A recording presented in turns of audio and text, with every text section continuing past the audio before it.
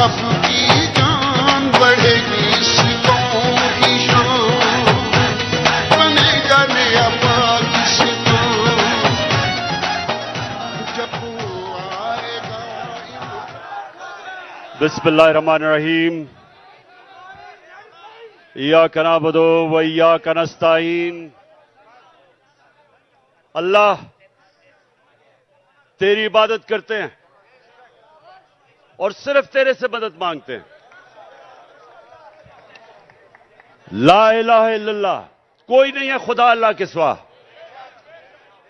हम सिर्फ एक अल्लाह के सामने झुकते हैं। ना मैं किसी इंसान, ना किसी इदारे, किसी के सामने मैं ना जिंदगी में झुका हूं और इंशाल्लाह आपको भी कभी झुकने नहीं दूंगा।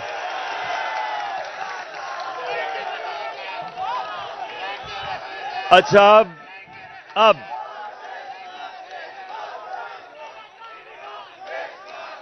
शुक्रिया। अच्छा सुने आप, मैंने आज आप सबको यहां इसलिए दावत दी कि जिस जज्बे और जुनून से, जिस तरह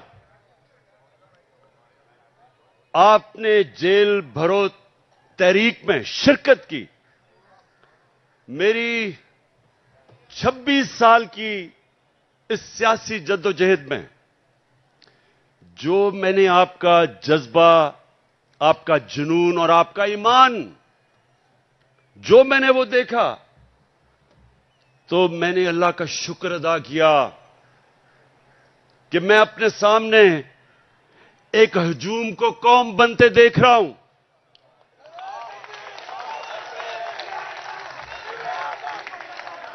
सुने थोड़ा मैं एक मिनट सुन।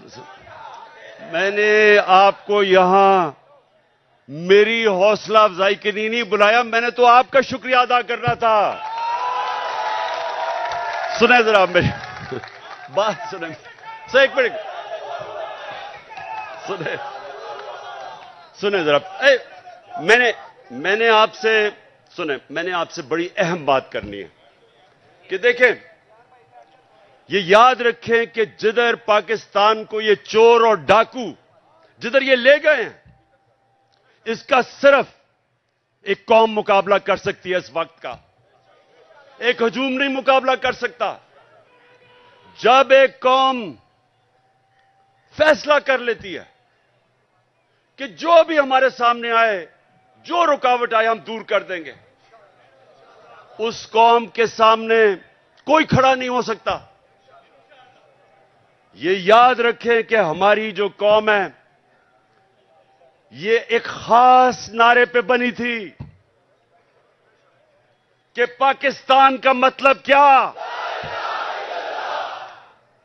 और सारी कौम, सारे सूबों को पैगाम क्या था कि मेरा तेरा रिश्ता क्या। और ये नारा जो है, ये अल्लाह से जो वादा है, ये आजादी का नारा है। जब आप अल्लाह के सामने दावा करते हैं कि ऐ मौला, तेरे अलावा किसी के सामने मैं नहीं झुकूंगा, तो ये आपकी आजादी का दावा है। एक कौम जो गुलाम होती है वो कोई बड़े काम नहीं कर सकती, सिर्फ आजाद कौम ऊपर जा सकती है। जो मेरे नबी सल्लल्लाहु अलैहि वसल्लम ने मदीना की रियासत बना के साबित किया कि उन लोगों जिनकी कोई हैसियत नहीं थी, दुनिया की इमामत की उन्होंने। 2 सुपर पावर्स उनके सामने घुटने टेक गई, क्योंकि वो ला इलाहा इल्लल्लाह का मतलब समझ गए थे, उनके दिलों में चला गया था, वो आजाद हो गए थे। ये है हमारी जंग इस वक्त, आजादी की जंग, हकीकी आजादी की जंग। अच्छा या रसूल अल्लाह, सुने आप मेरी बात, या अली सुने। मुझे आपके जज्बे और जुनून का एहसास है, एहसास है माशाल्लाह। लेकिन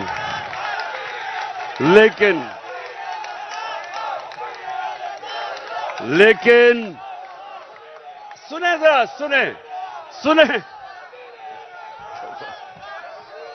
अच्छा सुने बस सुने बस। अच्छा अब आज जो पाकिस्तान का बदतरीन वक्त है, माशरत डूब गई है, तनख्वाहदार और गरीब पाकिस्तान की तारीख की सबसे ज्यादा महंगाई में पिस गया है। जिन लोगों ने इस मुल्क के ऊपर मुसल्लत होकर इसको तबाह किया, उनके पैसे बाहर पड़े हुए हैं। अरे बस सुनो जरा। इतना आप जेल काट के आए हैं, मैं आपसे कुछ बातें करना चाहता हूं, आप बजाय बातें करने के नारे आपके खत्म नहीं हो रहे। सुने बड़ी गौर से बात। मुझे आपके जुनून का पूरी तरह और जज्बे का अंदाजा है, लेकिन बस मैंने सुना है मुझे सारी तुम्हारी जेल की खबरें आती रही हैं। जिस तरह मैं क्रिकेट मैच का स्कोर देख रहा था, उसी तरह आपके जेल के हालात देख रहा था। अच्छा अब सुने जरा मेरी बात। देखें, आज हमारा मुल्क ये नीचे क्यों दुनिया के सामने जलील हो रहा है। वो क्राइम मिनिस्टर जाके पैसे मांगता फिर रहा है और लोग ठुकरा रहे हैं उसको। कोई पाकिस्तान का, आप अगर हिंदुस्तान की चैनल देखें तो जो पाकिस्तान को जलील किया जा रहा है, तो ये क्यों हुआ? अब जरा बड़ी गौर से बात सुने मेरे जज्बा और जुनून वाले, मेरे जो टाइगर, जिस तरह आप जेलों में होके आए हैं, मेरी गौर से बात सुने। देखें, अल्लाह का हुक्म है अमर बिल मारूफ व नही अनिल मुनकर। क्या मतलब है उसका? हुक्म है अल्लाह को एक कौम को कि तुमने राय हक पे खड़ा होना है, सच पे खड़ा होना है, अच्छाई के साथ खड़ा होना है और बुराई और जुल्म का मुकाबला करना है, जिहाद करनी है। यह हुक्म है अल्लाह का। आज अगर पाकिस्तान का आपने ये हाल देखना है, जो हम नीचे, कभी भी पाकिस्तान इतना नीचे नहीं गिरा जो आज है, तो उसकी जरा वजह सुन लो। प्राइम मिनिस्टर 16 अरब रुपए का एफआईए का केस की चोरी में सजा होने लगी थी। 8 अरब नैब के अंदर सजा होने लगी थी, जबकि जनरल बाजवा ने इसको बचा के प्राइम मिनिस्टर बनाया। इंटीरियर मिनिस्टर किसी से फैसलाबाद में पूछ लें कि इससे बड़ा बदमाश फैसलाबाद का है ही नहीं। कोई जुर्म नहीं है जो इसने नहीं किया, अपना खुद कहता है। इनका अपना वजीर वो कहता है कि इसने 18 कत्ल किए हैं, लोग कहते हैं इससे बहुत ज्यादा कत्ल किए हैं इसने। जमीनों पे कब्जे, कातिल, वो बैठ गया इंटीरियर मिनिस्टर। आसिफ जरदारी जो पीछे से बैठ के ये सारा खेल खेल रहा है, वो दुनिया में माना हुआ चोर है। सिंध में जाके पूछें कि लोगों के ऊपर वो क्या जुल्म करता है, मुखालफिन को कत्ल। मुर्तजा भुट्टो कि उसकी फैमिली कहती है इसने मुर्तजा को कत्ल करवाया। चोर, कातिल, अरबों रुपए की चोरी का केस में पकड़ा जाने लगा था, जनरल बाजवा ने बचाया इसको। और उधर लंदन में बैठा हुआ भगौड़ा जो मुल्क को वहां बैठ के कंट्रोल कर रहा, सजाए याफ्ता, अरबों रुपए के घर में बैठा हुआ लंदन में, जो यहां से चोरी करके पैसा लेके गया है, वो मुल्क को वहां से बैठ के फैसले कर रहा है कि आर्मी चीफ कौन बनेगा। मुझे यह बताएं कि जब मुल्क के सरबरा ऊपर फैसला करने वाले मुल्क के बड़े बड़े मुजरिम बैठ जाएंगे तो क्या मुल्क का दिवालिया नहीं निकलना? कौन सा मुल्क दुनिया में, मुझे एक मुल्क बताएं जो कि ऊपर जा रहा हो और जिधर इस तरह के चोर बैठे हो। और अल्लाह का हुक्म है हमें कि हमने तो इन लोगों के खिलाफ जहाद लड़नी थी। जब इंसान भेड़ बकरियां बन जाते हैं, जब वो राय हक पे नहीं खड़े होते, जब वो जुल्म का मुकाबला नहीं करते, तो अल्लाह उनको भेड़ बकरियों की तरह रखता है, उनकी कोई हैसियत नहीं होती। जिस कौम में जुल्म का मुकाबला करने की सकत नहीं होती, दिलेरी नहीं होती, वो कौम गुलाम बन जाती है। मैं बार बार इस्लाम के सबसे बड़ा जो सानिया हुआ था करबला का, मैं बार बार बताता हूं कि कूफा के लोगों को पता था कि हजरत इमाम हुसैन राय हक पे खड़े थे, उनको पता था। लेकिन यजीद के जुल्म के खौफ की वजह से उन्होंने इस्लाम की तारीख का सबसे बड़ा जुल्म होने दिया। ये जो खौफ का बुत है, ये इंसान को गुलाम बनाता है। इसकी पूजा करोगे, गुलाम भी होगे, जलील भी होगे। आज सारी दुनिया में पाकिस्तान जलील हो रहा है, भिखारियों की तरह कर्जे मांग रहे, कोई नहीं दे रहा, क्योंकि चोर ऊपर बैठे हुए हैं। वो क्यों नहीं दे रहे पैसे? नंबर वन, उन सारी बाहर की दुनिया के लोगों को पता है कि ये जो ऊपर बैठे हुए हैं ये सबसे बड़े डाकू हैं, इनके पैसा बाहर पड़ा है। मैं जब प्राइम मिनिस्टर था, तो जब दूसरे मुल्क का प्राइम मिनिस्टर मुझे मिलने आता था, तो मेरा जो फॉरेन ऑफिस है वो मुझे पूरी तफसील देता था, किधर पड़ा है, माजी में इसने क्या किया, इसकी रेपुटेशन क्या है, एक एक चीज मुझे पता होती थी जब वो मुझे मिलने आता था। तो क्या ख्याल है, जो आप ये आसिफ जरदारी या ये जो शहबाज शरीफ बाहर जाता है, एक एक चीज बाहर की दुनिया को पता होता है कि इनके कितने पैसे बाहर पड़े हैं। ये दो खानदान अगर आधा भी अपना पैसा पाकिस्तान में ले आए तो यहां आपको कोई आईएमएफ या किसी से कर्जे लेने की जरूरत ना पड़े। अपना पैसा चोरी करके मुल्क से बाहर और लोगों से भीख मांग रहे हैं कि पाकिस्तान को डॉलर दो। अपने पैसे डॉलरों में बाहर रखे हुए हैं। 100 रुपया जब से ये आए हैं, 100 रुपया गिरा है डॉलर के मुकाबले में, तो कौम तो 100 रुपए से ज्यादा गरीब हो गई है। कौम की तो खरीदार और कम हो गई है, और ये डॉलरों में पैसे रखने वाले, इनका तो 100 रुपये और ऊपर चला गया।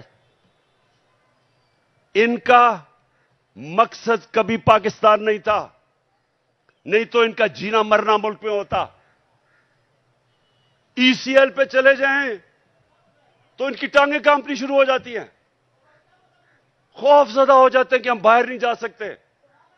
मैं ये कहता हूं, मुझे डालें ईसीएल पे, मैं तो जाना ही नहीं चाहता बाहर।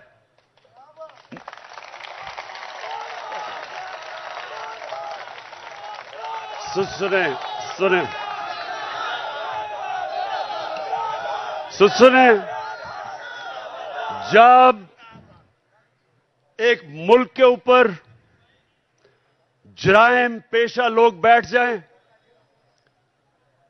और एक मुल्क का आर्मी चीफ साजिश करके उनको ऊपर बिठा दे और फिर कौम को डराए कि अगर आप कुछ करेंगे तो जेलों में डाल देंगे,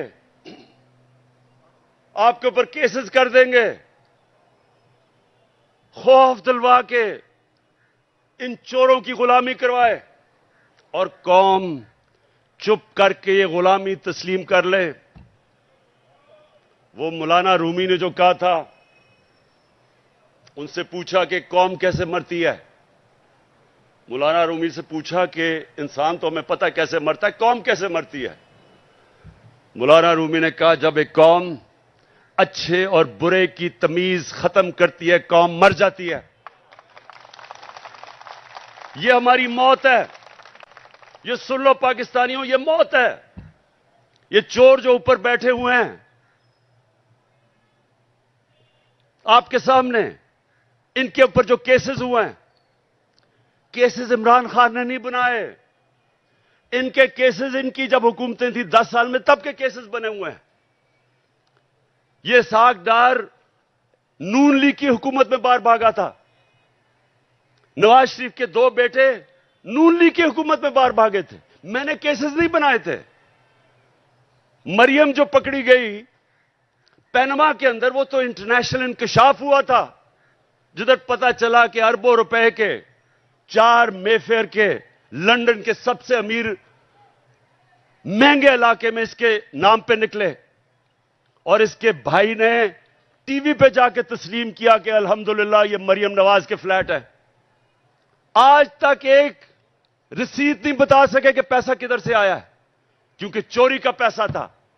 वो फिर रही है जिस तरह के कोई मलका एलिजाबेथ फिर रही है पाकिस्तान में, हर जगह कभी एक तक।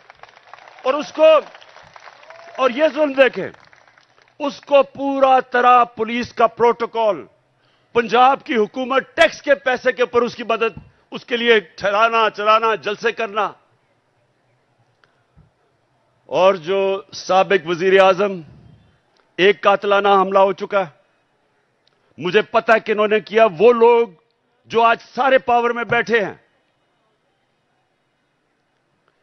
राना सनाउल्लाह, शहबाज शरीफ, और ये जो डर्टी हैरी जिसको मैं कहता हूं, अपनी एजेंसी का आदमी मुझे कत्ल कर रहा है। वो अभी भी इख्तिदार में बैठे हैं। और मुझे अदालतों के चक्कर लगा रहे हैं, अदालतों में मुझे चक्कर लगा रहे हैं। जब मैं भी तुम्हारी बात करवाता हूं, अभी करवाता हूं, सुने। वहां जाके अदालतों के अंदर कोई सिक्योरिटी नहीं, पता है कि जान को खतरा है। और फिर से ये 3 और इनके साथ 1-2 और भी मुलव्विस है, पता है कि वो मुझे रास्ते से हटाना चाहते हैं। कोई सिक्योरिटी नहीं है। और छोटे छोटे केसेस में कभी किसी अदालत में बुला लें, कभी किसी अदालत में। और इसको जो कि जमानत पे थी, उसके लिए पुलिस प्रोटोकॉल हो रहा है। मैं सिर्फ कौम को यह बताना चाहता हूं कि इस निजाम को अगर हम कबूल कर गए, जो ये कोशिश कर रहे हैं डरा के धमका के, जिस तरह हम भेड़ बकरियां के हमें कबूल करवा लें, कोई आपके और आपके बच्चों का इस मुल्क में मुस्तकबिल नहीं है। इसलिए एक ही रास्ता है। हमारी कौम, मैं अपनी सारी कौम को आज कहता हूं कि जो जेल भरो तहरीक, ये सिर्फ लोगों के खौफ दूर करने थे कि हमें कोई जेलों से फिक्र नहीं। और मुझे पता है, वो बिल्कुल नौजवान ठीक कह रहा है कि जानवरों की तरह इन्होंने हमारे लोगों को रखा। इन्होंने जान के ये साबित करने शुरू कि ये और डरेंगे, पीछे हट जाएंगे। जबकि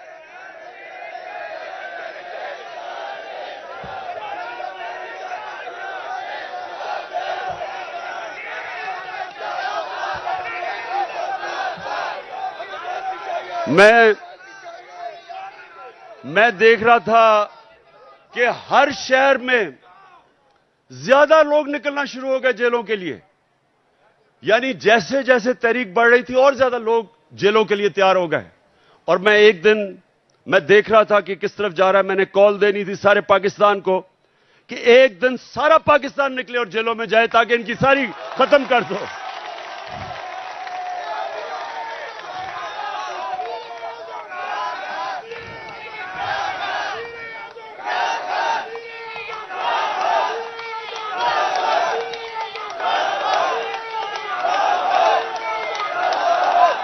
मैं चीफ जस्टिस को, मैं सुप्रीम, ठीक, बस मैं अपने सुप्रीम कोर्ट के चीफ जस्टिस को आज मैं अपने वकीलों के जरिए खत भी लिख रहा हूं कि अगर जब पता है, खुद इंटीरियर मिनिस्ट्री कह रही है कि इमरान खान की जान खतरे में है, मैं कह रहा हूं मेरी जान खतरे में है, और मैं पहले 2 महीने पहले कह रहा था कि जान खतरे में, उसके बाद हमला हुआ मेरे पे। मैंने पहले पेशन गोई कर दी थी क्या करना है इन्होंने। मैं फिर कह रहा हूं, और मैं चीफ जस्टिस साहब को मैंने कहा वकील आज खत लिखें कि मजाया केसेस के ऊपर बुलाया जा रहा है। इलेक्शन के कमीशन के सामने मुजाहरा होता है, मैं घर बैठा हूं और मेरे ऊपर दहशतगर्दी का केस। तोशाखाना का केस, मैं तो कहता हूं आज कि जब भी तोशाखाना का केस मेरा सुना जाए, पब्लिक हियरिंग हो, टीवी के ऊपर सारी कौम को पता चले कि वो केस क्या है। कौम को पता चले कि क्या मजाक हो रहा है इस मुल्क से, कि जिन्होंने डाका मारा तोशाखाना के ऊपर जरदारी और नवाज शरीफ ने, उनके केसेस खत्म कर दिए हैं। और जिसने, और इंशाल्लाह ओपन हियरिंग हो, सारी कौम के सामने पता चले तोशाखाना केस क्या है। मैं चैलेंज करता हूं कि सारों के केसेस देखें, और अगर किसी ने कोई भी गैर कानूनी चीज तोशाखाना में ने की, उसका नाम इमरान खान निकलेगा। और मैं चीफ जस्टिस को हम ये खत लिखेंगे मेरे वकीलों के जरिए कि जब पता है कि मेरी जान खतरे में है, लाहौर हाई कोर्ट गया और इस्लामाबाद गया, कोई सिक्योरिटी नहीं थी,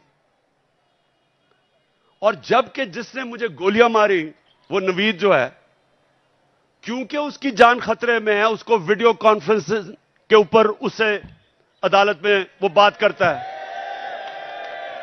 तो ये तो ऐसा है कि जिन्होंने तहफ्फुज देना है, खतरा उन्हीं से ही है जिन्होंने। अब ये राना सनाउल्लाह जैसा गुंडा कभी ये किसी को तहफ्फुज दे सकता है क्या? ये शहबाज शरीफ जिसने शहबाज शरीफ जिसके ऊपर रिपोर्ट है कि पुलिस मुकाबले में इसने कितने लोग मरवाए हैं, आबिद बॉक्सर ने टीवी के ऊपर आके कहा कि मुझे यह हुक्म करता था लोगों को मारने के लिए। मॉडल टाउन में इन दोनों ने सबके सामने टीवी के ऊपर नहते लोगों के ऊपर गोलियां चला के 14 लोगों को कत्ल किया और 60-70 लोगों को गोलियां लगी। इन लोगों ने तहफ्फुज देना है। और ये जो डर्टी हैरी जिसको मैं कहता हूं, ये अपने इदारे को बदनाम कर रहा है। ये एक ऐसा आदमी है जो साइकोपैथ है, ये नॉर्मल आदमी नहीं है, ये हैवान है। जिस तरह का इसने आजम स्वाति से किया कि उसको नंगा करके जब तशद्दुद कर रहे थे तो रिकॉर्ड कर रहा था और सुन रहा था। ये वो आदमी है, बच्चों को पकड़ के, सोशल मीडिया के बच्चों को जो इससे किया, जो शहबाज गिल से किया है, उल्टा लटका के उससे जो किया है, इन्होंने सोशल मीडिया के लोगों के ऊपर जो जुल्म किया, सहाफियों से किया, जो अरशद शरीफ से किया। अब लोगों को पकड़ पकड़ के वो जो जावेद बेचारा चौकीदार, उसको उठा के ले गए, उसको नंगा किया, उल्टा लटकाया। एक तो ये साइकोपैथ नंगा करने का इसको बड़ा शौक है, ये नॉर्मल नहीं है, इसका ज़हनी तवाजुन ठीक नहीं है। नंगा करके फिर उसको एक चरपाई के साथ बांधा, कुत्ते की तरह उसको जंजीर बांध के चरपाई के साथ 3 दिन बांधा। कौन करता अपने लोगों से ऐसे? इदारे को ये बदनाम कर रहा है और ये लोगों ने मेरी हिफाजत करनी है। खतरा ही इन लोगों से है। और इसलिए मैं चीफ जस्टिस को कह रहा हूं कि जब नवाज शरीफ जेल में था तो हमें हुक्म आया, मैं प्राइम मिनिस्टर था, कि अगर इसको जेल में कुछ हुआ तो आप जिम्मेदार हैं, हम जिम्मेदार हैं। तो मुझे तो खतरा ही उन लोगों से है। और मुझे कभी उधर जा रहा हूं, कभी किसी अदालत में, तो मैं आज चीफ जस्टिस साहब को इसके ऊपर लिखूंगा कि कौन जिम्मेदार है कि जब बार बार मुझे ये जाली केसेस पे बुला रहे हैं। और जब भी मेरा केस हो, और मैं चाहता हूं कि सारी कौम के सामने आए कि इमरान खान के ऊपर कौन से केसेस हैं, ताकि पता तो चले कि ये डाकुओं के अरबों रुपए के केसेस, हर किस्म का जुर्म किया है, वो माफ हो रहे हैं। और 74 केसेस मेरे ऊपर बना चुके हैं अब तक, और मेरे लोगों के ऊपर, हर के ऊपर, आजम स्वाति के ऊपर 30 केस, शबाज गिल एक केस खत्म होता दूसरा केस। क्या जुर्म है इनका? क्या यह आजम स्वाति का जुर्म था कि उसने कहा कि NRO 2 जनरल बाजवा ने दिया? इस पे किसी को कोई शक है? किसी को शक है? तो सच बोलने के ऊपर तशद्दुद, 34 केसेस, कभी किधर जा रहा है, कभी सिंध जा रहा है, कभी बलोचिस्तान जा रहा है। क्या ये पाकिस्तान का आज इंसाफ का निजाम है? और यही होना था जब चोरों को बाजवा ने ऊपर बैठा दिया, हमारे मुजरिमों को। तो मैं अपनी आज सारी कौम को कह रहा हूं,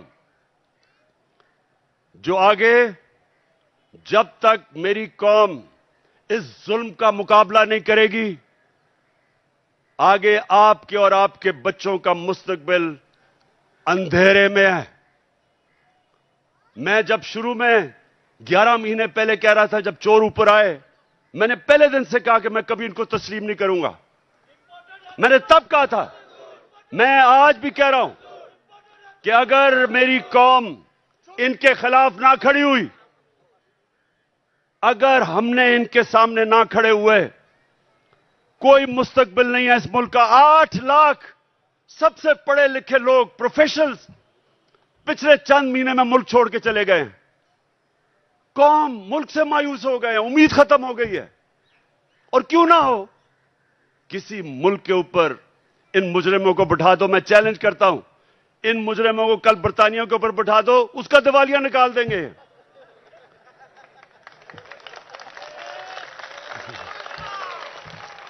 मैं आखिर में सुने, मैं आप सबको खराज तहसीन पेश करता हूं। मैं आपके जज्बे और जुनून को सलाम करता हूं, और मैं आप सबको ये बताना चाहता हूं कि जितना हम सब आपको देख रहे थे जब आप जेलों में थे, जो आपको पकड़ रहे थे, आपने मेरी सारी पार्टी का सर फख्र से ऊपर कर दिया। बहुत बहुत शुक्रिया। नायब जरूरी ऐलान सुने।